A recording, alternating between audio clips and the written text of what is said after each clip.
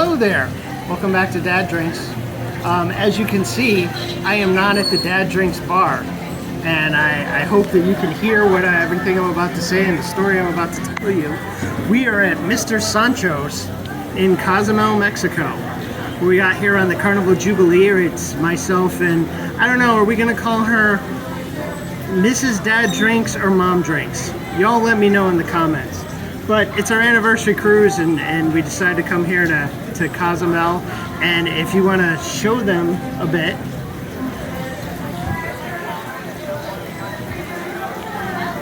this is Mr. Sancho's.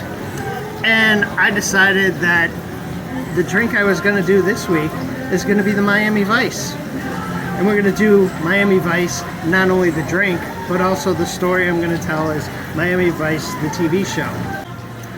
So this is the Miami Vice drink, and you're going, but Dad, you didn't show us how to make it.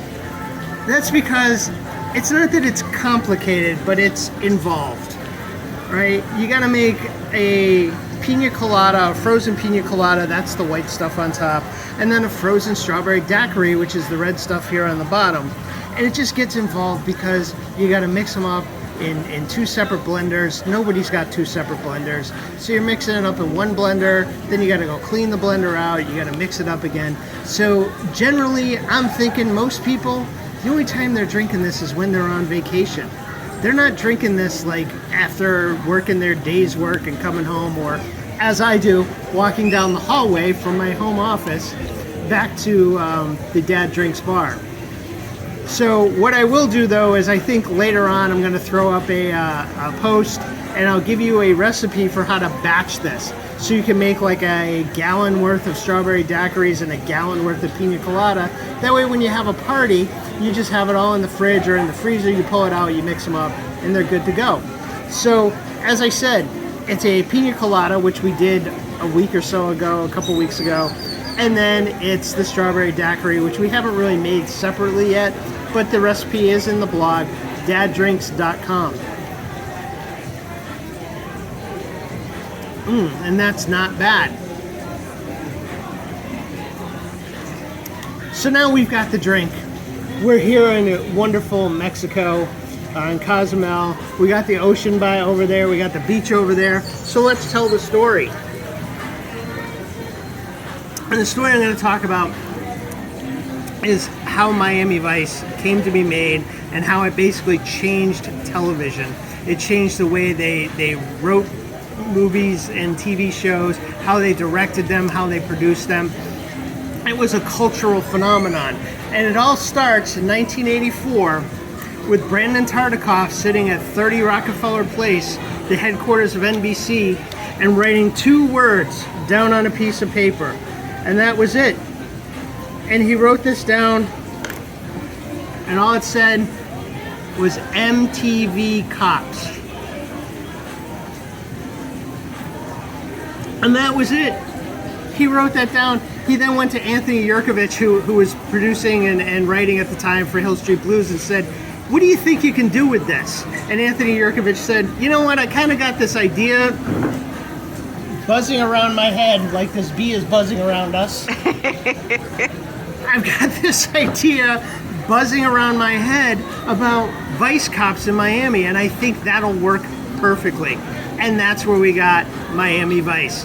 And in September 1984, Miami Vice appeared on NBC Friday nights. I think it was 9 or 10 o'clock, and it was a hit from the beginning. And like I said, it completely changed the way TV was done at the time. So how did it change it? Well, first of all, there was the fashions. I mean, I remember at the time I was a junior in high school, and I can remember now I was a junior in high school in New England, so everybody wanted to be Sonny Crockett. And they showed up, and they were wearing the white linen jackets, and the pastel t-shirts underneath, and the espadrilles without socks, which, believe me, that's a fashion choice you have to commit to in New England when it becomes December, January, February, and there's snow on the ground. And they committed to it. And that was it. I mean, Sonny was he was the epitome of South Beach chic.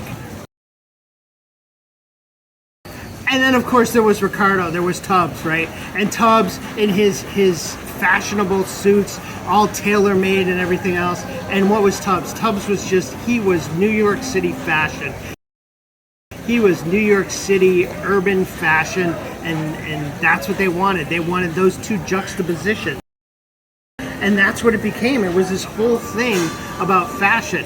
But not only was it fashion, you had to think about the other things that that Miami Vice did basically off of MTV. And one of the things they did was they introduced us to people who would later become huge stars. Ed O'Neill, who we all think of as just this comic guy who played, Al Bundy and plays Jay Pritchett. Yeah, Ed O'Neill started on Miami Vice as a corrupt FBI agent. Liam Neeson's one of his first roles in the U.S. was as an IRA terrorist, who one of the partners of Sonny were involved with. Jimmy Smits was in the first episode for about 10 minutes. He was Crockett's first partner before Tubbs comes along, who Calderon blows up in the first 10 minutes of the show. Bruce Willis, right? They found the producers for Moonlighting found their David Addison by watching Bruce Willis play this lunatic arms dealer on Miami Vice. And then, of course, there was the music. This was the whole thing, right? MTV Cops, so they wanted the music. And they brought in people like Dire Straits to do music with Brothers in Arms. And Sheena Easton, they actually had Sheena Easton not only do music, but Sheena Easton was an actress. And she did an arc where she was one of Sonny's girlfriends. But let's face it, when you think about music and you think about Miami Vice, what do you think about? And it's got to be Phil Collins, and it's In the Air Tonight. Now, Phil Collins not only did that music, but he also did a couple of episodes in the series where he played this shifty game show host from England who comes over and scams a whole bunch of people with a fake drug deal. But that's not what we remember him for. I had no idea. We remember Phil Collins because in that first episode of Miami Vice, the penultimate scene is that 4-minute scene with In the Air Tonight. And when you watch that, that's when they set what they were going to do with this show and how they were going to use music and how they were going to bring this whole MTV Cops thing into it. It is a 4-minute scene of which there is about 30 seconds of dialogue. And there's Rico loading his shotgun, Sonny asking him how much time they have, then Sonny stopping at the phone booth and calling his ex-wife. And the rest of that is just the music. And them racing through the streets of Miami, heading for that final showdown with Calderon.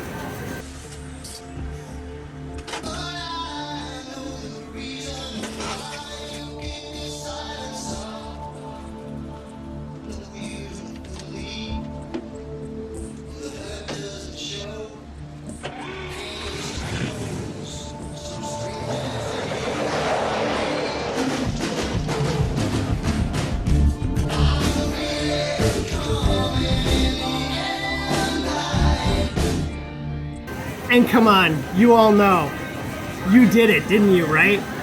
That music comes on and it gets to that drum solo and everyone does the drum solo, the air drum solo, just like Mike Tyson in The Hangover. Oh, this is the best part. And we all do it. And that's where it started. I didn't even know who Phil Collins was before that show came on. And then I saw it. So that's our drink. That's our fun. If you get down here, you got to get down here to Mr. Sancho's. Cheers. See you later. Please hit like and subscribe, and visit daddrinks.com for recipes, merchandise, and more fun stuff.